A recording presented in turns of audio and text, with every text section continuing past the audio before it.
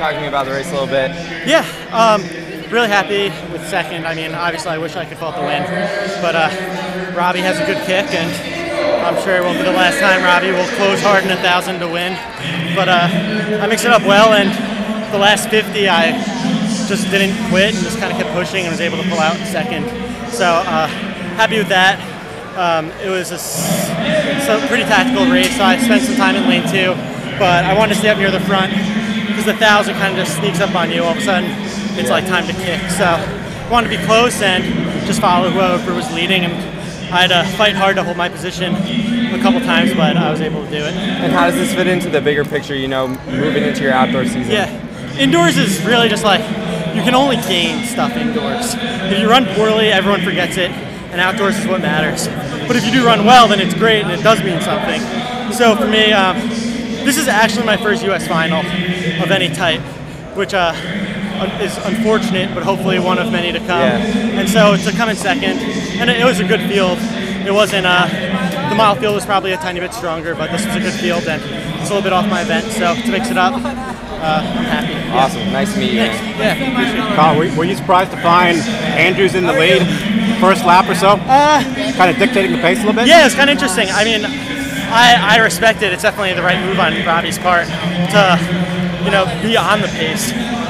We were definitely, like, I looked back a couple times, and normally I would be against anyone looking back, but after he got pushed out of the front, I wanted to know where he was, and I was going to make a move, and just as I was going to, Rutt made his move, because I think he was boxing a little bit behind. He tried to run away from him, but Robbie has a kick. With about 2 laps to go, it looks like you did kind of fight for your position a little bit, Yeah. but then you found yourself back in fourth, kind of going backwards a little bit. Yeah. Showed a lot of determination to come back and get second. I had to stay patient. I have a tendency to, when I kick, just do one all-out move and then be holding on. And Gags keeps having me work on pressing it down a little bit, saving that one final gear to a final 100. And so, just like a more mature form of racing, and kind of what races are like at a higher level, rather than in high school you hit the bell and you just take off sprinting.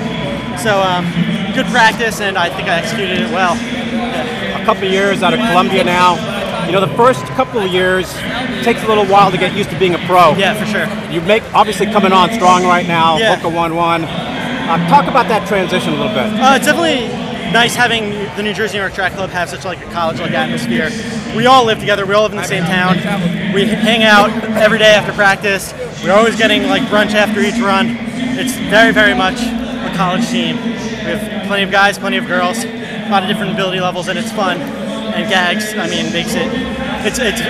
Honestly, I don't think any other pro team is as college-like as ours, in the sense that like we have that root for each other atmosphere. We're not like gunning against each other day in and day out. We're get in line and work hard.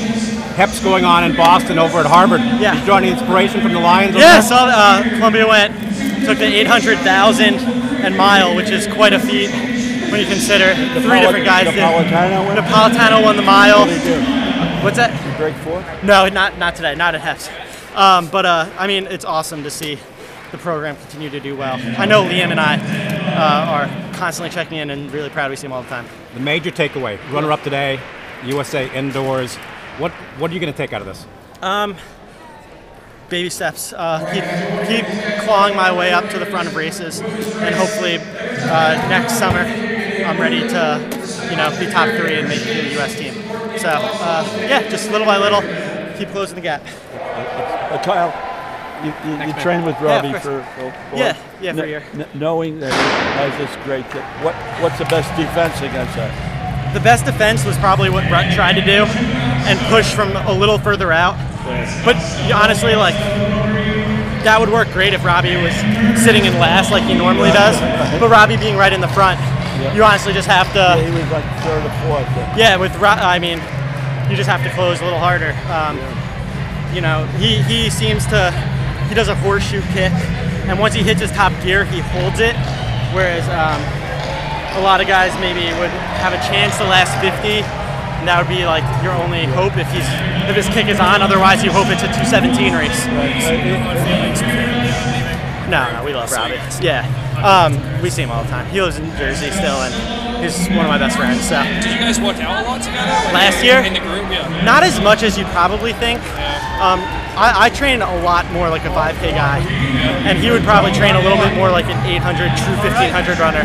So we worked out and would do a decent amount of normal runs together, but I mean, he lived down the street, so. And there's no hard feeling. I mean, Robbie's obviously, whatever he's doing with Vidge right now is working, and he's a buddy of ours, so yeah. So you're doing some 5Ks outdoors? We might do one. Yeah, because I run 90 a week. Yeah. So like, and I ran the 5K freshman, sophomore year a bit of college, and I haven't done one since. So maybe just something to open up off distance. Yeah.